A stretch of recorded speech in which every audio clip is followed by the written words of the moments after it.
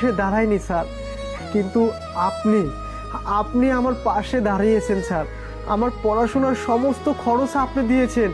আজকে আপনি যদি পড়াশোনার খরচটা না দিতেন তাহলে আমি এতদূর পর্যন্ত পৌঁছাতে পারতাম না স্যার। আজকে আপনার জন্য আমি আমি অ্যাডভোকেট হয়েছি স্যার।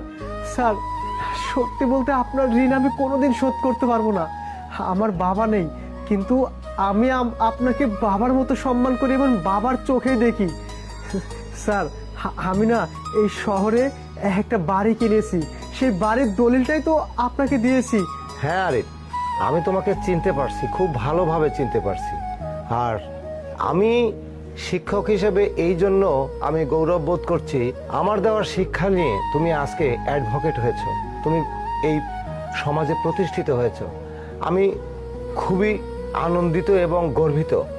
কিন্তু একটা কথা মনে রেখো আরিফ, আমি তোমাকে পড়াশোনা করিয়েছি, শুধু তোমাকে নয়, এরকম অনেক ছাত্র আমার জীবনে এসেছে যাদের অবস্থা খুব খারাপ, তাদেরকে আমি পড়াশোনা করেছি, বিভিন্ন দিক দিয়ে আমি হেল্প করেছি।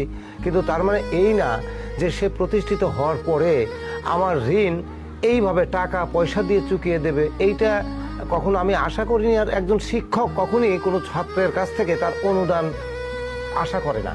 আমি শুধু চাই এইটুকু, প্রত্যেকটা শিক্ষক যেমন চায় আমিও চাই যে আমার শিক্ষা দিয়ে, আমার শিক্ষা ব্যবস্থা গ্রহণ করে যাতে একটা ছাত্র এমন একটা জায়গায় পৌঁছে যে সমাজের প্রত্যেকটা লোক যাতে সেই শিক্ষককে ইঙ্গিত করে দেখায় যে না, ওই শিক্ষকের ছাত্র এটা। জাস্ট এইটুকুই। কিন্তু আমি তোমার এই দলিল পত্র, বাড়ি ঘর, এই টাকা পয়সা তো বাবা আমি নেব না, এর জন্য তো আমি তোমাকে শিক্ষা দেইনি।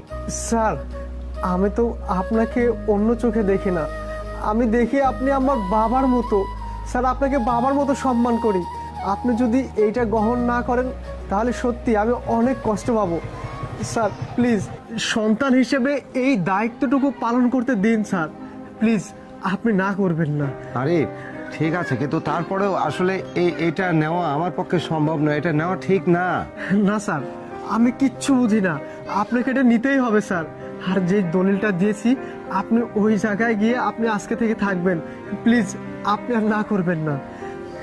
ঠিক আছে আরে, যাই হোক, আমি তোমার শত অনুরোধে আমি এটা নিতে বাধ্য হলাম।